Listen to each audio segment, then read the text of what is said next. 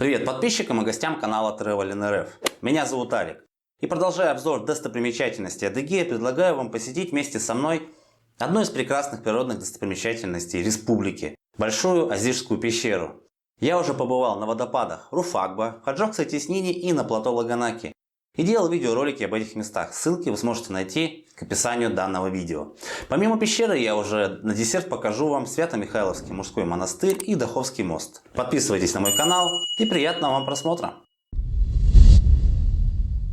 Большая Азижская пещера на самом-то деле расположена на территории Апшеронского района Краснодарского края, у границы с Республикой Адыгеей. Но это на самом деле не так очевидно, и мне показалось неважно. Поэтому я ее все-таки и включил в обзор достопримечательностей Адыгеи, потому что посещал пещеру в рамках поездки в данный регион.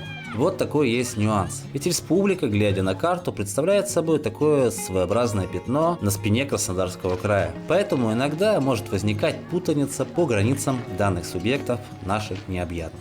Я оставил автомобиль возле дороги, ведущей на плато Лаганаки.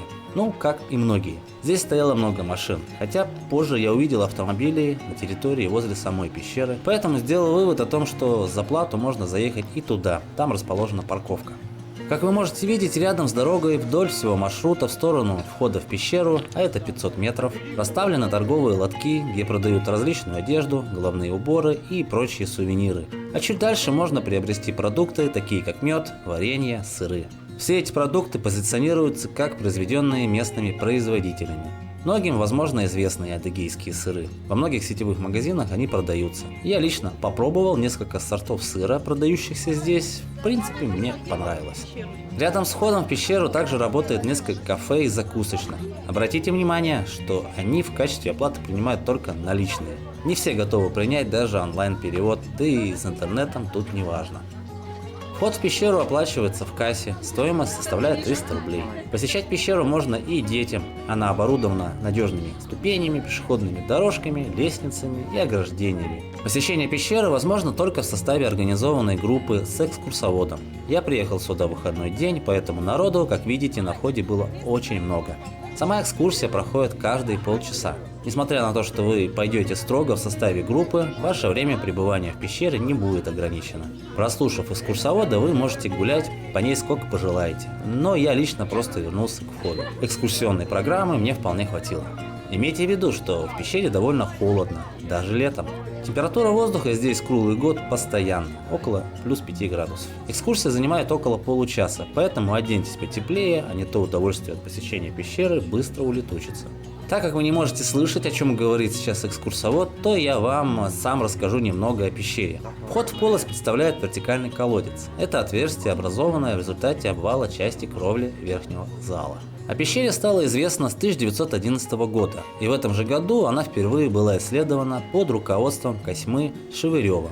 Они сделали лестницу из ствола срубленного дерева и спустились вниз. Говорят, их поразило богатое убранство роскошных подземных залов. Но только в 1987 году она была оборудована как экскурсионный объект. Пещера имеет длину более 640 метров. Из них для экскурсионного осмотра оборудовано 220 метров.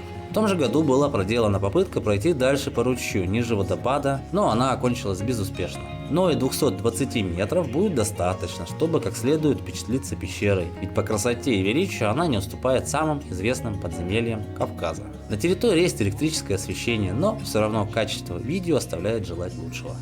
Пещера получила название Азижская по причине нахождения ее в южной части хребта Азиш. Вместе с Малой Азижской пещерой Большая составляет Азижскую пещерную систему. Между ними всего, кстати, 50 метров. Но экскурсия организована только в Большую. Пещера состоит из объемных разноярусных галерей и больших залов. Считается, что по красоте и величию она превосходит многие из подземных комплексов. После спуска вы попадете в самый верхний гостиный зал. Далее один за другим проходите залы с необычными натечными образованиями, каждый из которых имеет свое особое название.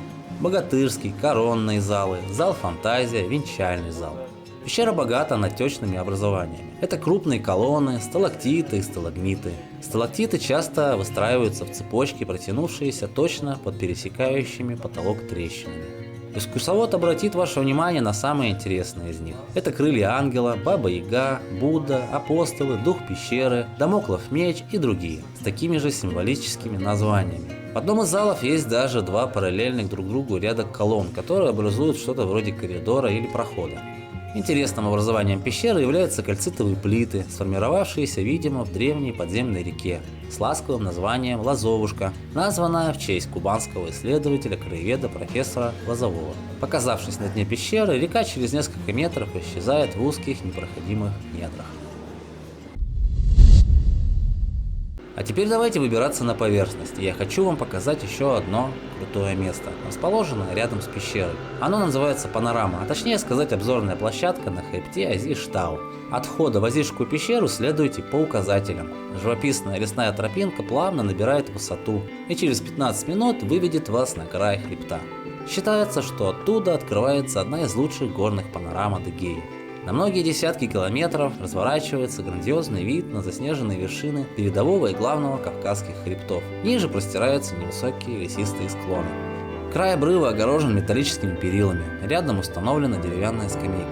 Отсюда вы увидите знаменитый Большой Тхач, он находится левее всех остальных вершин. Его высота 2368 метров. А рядом находится его младший брат, Малый Тхач, высотой 2237 метров. Правее расположен массив Ачишбок или Чертовы ворота с двумя вершинами и наибольшей высотой 2486 метров.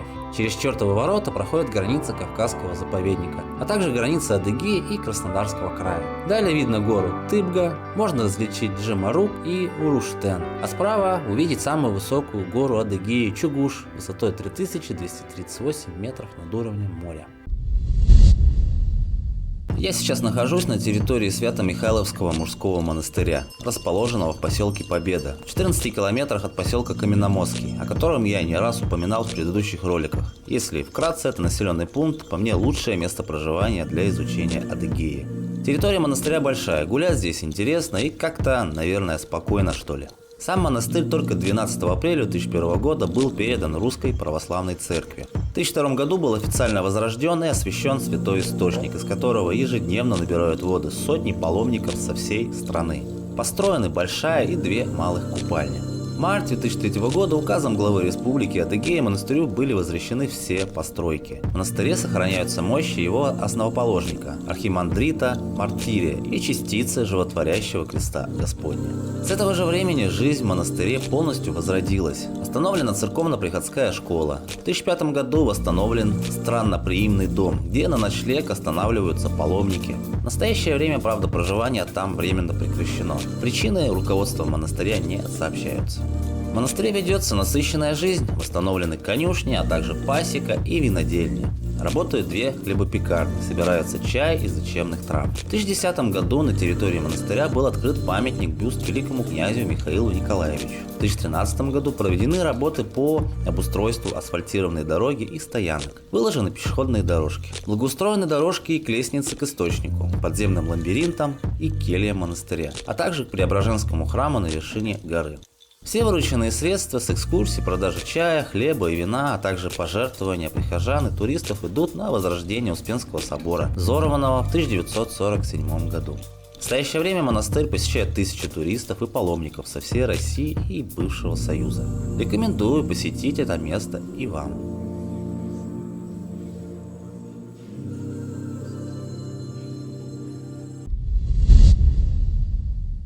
А теперь перенесемся к мосту.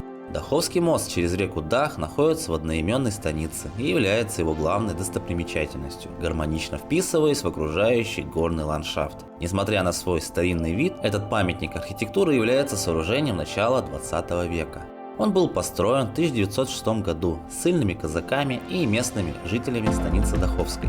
Станичники и местная церковь обеспечивали казаков необходимым строительным материалом, продуктами питания. Мощные невысокие опоры поддерживают три грациозные арки, изящно перекинутые через реку Дах. Каменная кладка моста очень декоративна. Крупные монолитные блоки гармонично сочетаются с более мелкой ажурной кладкой. Сложенный из песчаника мост играет на солнце теплым золотистым цветом, а в лучах заката приобретает медные оттенки. Вот такое замечательное место мне удалось посетить. Рекомендую к посещению его и вам. Уважаемые зрители, спасибо, что досмотрели видео до конца. Если вы не подписаны на канал, то подписывайтесь. Поставьте лайк и включите колокольчик, чтобы не пропустить следующие видео об Адыгее и о Черноморском побережье. Также можете глянуть видео о плато Лаганаки и водопадах Руфагба. Всем удачи и пока!